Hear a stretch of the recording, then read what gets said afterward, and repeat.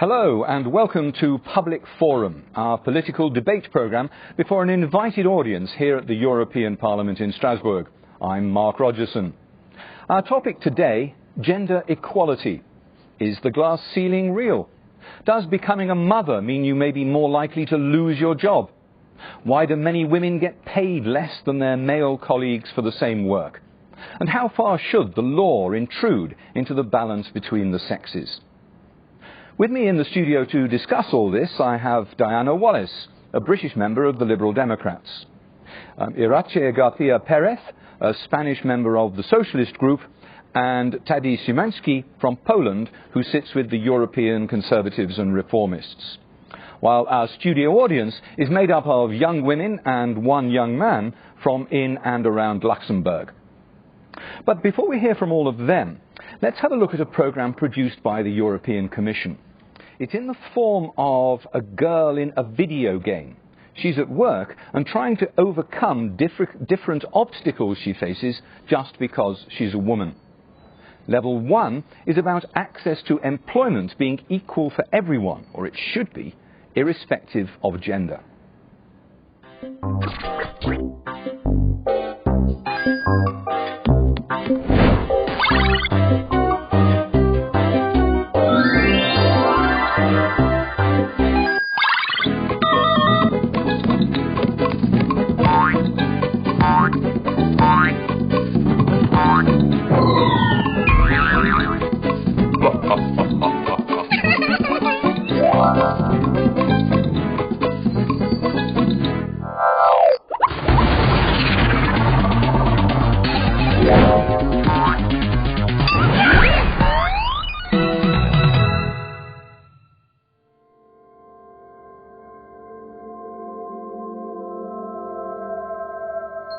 Diana Wallace, is it that easy? We live in the 21st century. Are women equal to men in the workplace?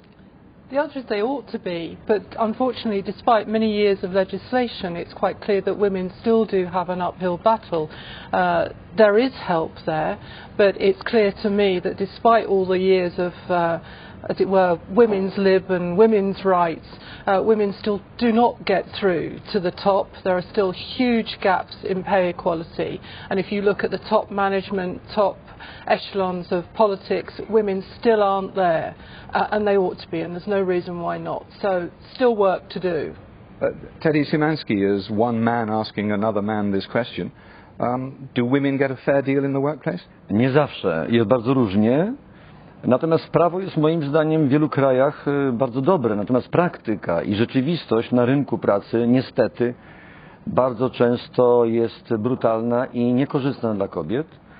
To jest problem nie tylko prawa i przestrzegania prawa, ale również kultury i pewnego szacunku dla tej roli, jaką kobieta pełni nie tylko w pracy, ale w życiu rodzinnym i społecznym. Iratxe García Pérez, how much is this a cultural issue? How much is it still in the DNA of men to look down at women in the workplace rather than looking across?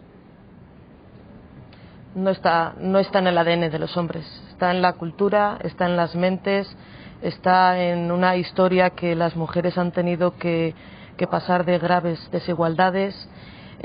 Yo creo que si miramos atrás en la historia vemos como millones de mujeres no han tenido la oportunidad ni siquiera de acceder a lo más mínimo como es la educación, como es la sanidad. Se ha avanzado mucho en las políticas de igualdad, pero todavía nos queda un largo camino por recorrer en legislación, en instrumentos políticos y, por supuesto, en la educación. Es fundamental que nuestros niños y nuestras niñas se eduquen en la igualdad de géneros, en entender que las oportunidades para niños y niñas tienen que ser las mismas y en entender que las cuestiones de la vida privada, que de la vida doméstica y de la vida pública y laboral deben de ser repartidas entre ambos sexos porque no hay labores de hombres y mujeres. Okay, let's bring in our studio audience here. You are young women relatively early on in your working lives. These are the sorts of problems that you're going to be facing. What questions would you like to ask the deputies we've got here this morning? Who'd like to start? Yeah. If we're all in agreement that gender inequality should not exist within the workplace, then what do you think are the main reasons for it actually occurring practically every day and practically in every sphere of the workplace? Okay, why is it happening? Why is it happening? Yeah, Yes. all right. Diana Wallace, I'll come to you first. I think there are two reasons. One, I think we could do more positively through legislation, but secondly, there is still in existence a sort of old boys network. And I think women have to be given a legislative support to make sure that they can get through that. But I also believe there's a lot that women can do together by giving one another support. Therefore, I'm a great believer in getting role models in place, so you get women that do get to the top and do get into places, and then when women get there, they help one another. Not like our former Prime Minister, Mrs. Thatcher, who got to the top, but she didn't let the ladder down to help others after her. Okay, Teddy Szymanski. To bardzo kontrowersyjne, ponieważ myślę, że to może prowadzić do takiej walki płci. Byłoby chyba czymś niedobrym, że koledzy się z kolegami, kobiety z kobietami. Ja sądzę, że tutaj większą rolę odgrywa dobry przykład. A dlaczego tak jest, o co pan pyta, na rynku? To jest to, że kobieta dla pracodawcy z reguły jest mniej atrakcyjna, ponieważ pełni bardzo wiele ról, zwłaszcza rodzina jest przede wszystkim. Jest to różnie w różnych krajach, ale bez wątpienia jest kobiecie trudniej. I to jest bardzo brutalna prawda. Po prostu łatwiej jest wziąć, mało tego, dochodzi nawet do różnych nadużyć, bo się pyta, czy kobieta ma dzieci, czy chce mieć dzieci, więc to są zjawiska fatalne i mnie się wydaje, że tu trzeba bardzo twardo działać, ale byłbym bardzo ostrożny, gdyby to miało przyjąć formę odpowiedzi wy razem, to my razem. Myślę, że dialog i edukacja i kultura więcej może zrobić niż tego typu restrykcja. Kobiety sobie i mężczyźni sobie, raczej komplementarność. Irache García Pérez, role models, an important part of the equation? Sí, estoy de acuerdo con lo que han planteado mis compañeros. La mujer tiene más difícil el acceso al mercado laboral porque por parte del empresariado se entiende que hay mayores trabas. ¿Cómo podemos solucionar esto? Pues avanzar, en primer lugar, en todos los servicios públicos dirigidos a los niños y las niñas y a las personas dependientes, porque en la actualidad el 80% de los cuidadores informales de estas personas son las mujeres y por lo tanto necesitamos servicios públicos de atención y también necesitamos avanzar en la corresponsabilidad, en que los hombres y las mujeres asuman el rol del cuidado de sus hijos y de sus hijas de la misma manera y por eso cuestiones fundamentales como el permiso de paternidad creo que es muy importante para que se equilibre la responsabilidad del cuidado de los hijos y de las hijas entre hombres y mujeres y por lo tanto eso no sea una traba a la hora de incorporarse en el mercado laboral en situación de igualdad. Okay. Let's move on to the second in our video sequence here, when our heroine has to face the issue of what happens when she becomes pregnant. Video number 2.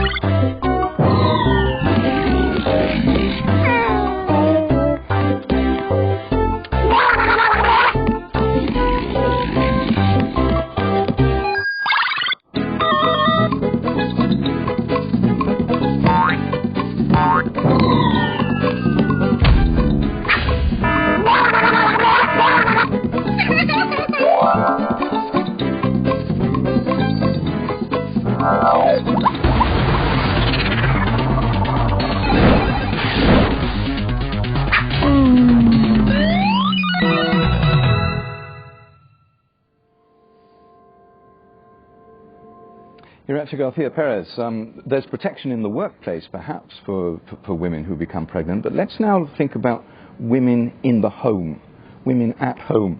I know this is a big concern for the Spanish presidency, particularly the issue of violence against women at home.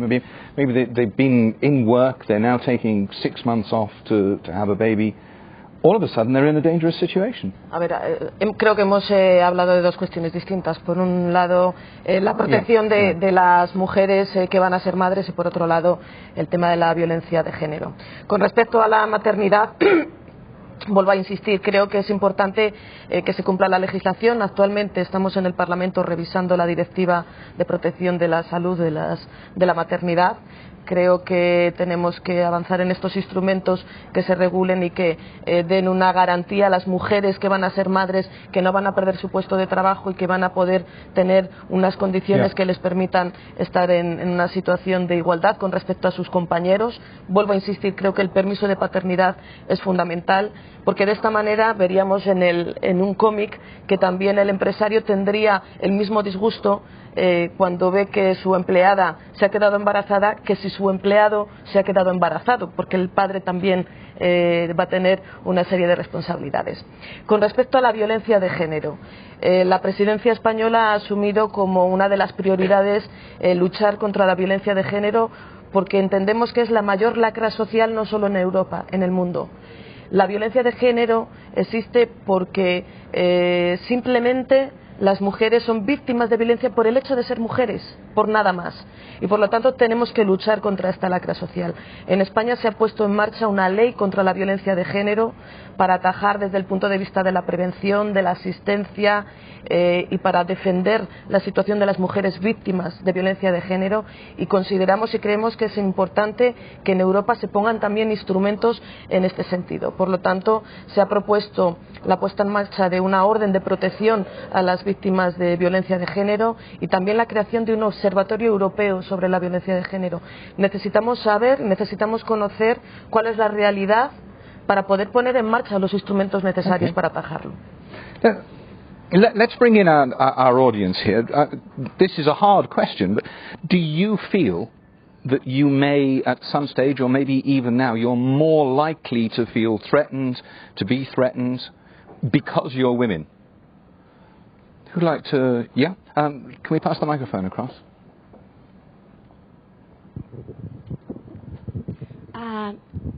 I would like to ask about the paternity leave, because I have heard that in... Yeah, hang on. But can we stick on the issue of violence against women? Because we've talked about maternity and paternity leave. Do you feel that... Let me ask you the question. Do you feel, as a young woman, that you are particularly at risk of violence just because you're a woman? I think it depends on the situation, obviously, but yeah, I know that it is a problem for many women. So, no, I don't feel I'm not afraid of that, but yeah. All right, let's ask our colleague here in the green top. Yes, I just would like to say that we are all very lucky, because maybe in our families we had certain roles who encourage us to make choices and conscious choices about what we want in life. So that's why education is so important, to show women how to make their choices, and to show men, especially men, how they should treat women, and how the roles in society are. Okay. Diana Wallace, Iratia García Perez called this one of the biggest issues facing Europe. Is that how the Lib Dems see it?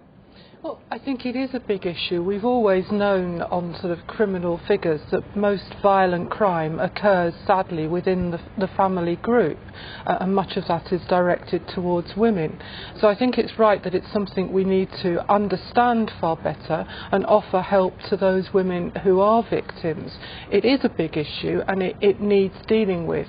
I believe many of the issues that have been outlined as possible answers by more research, by more understanding, but first of all protection and understanding to how we better deal with this problem. Okay, let's go now to our final video in the sequence, number 3, where our heroine is looking to see how she can move up in the organisation.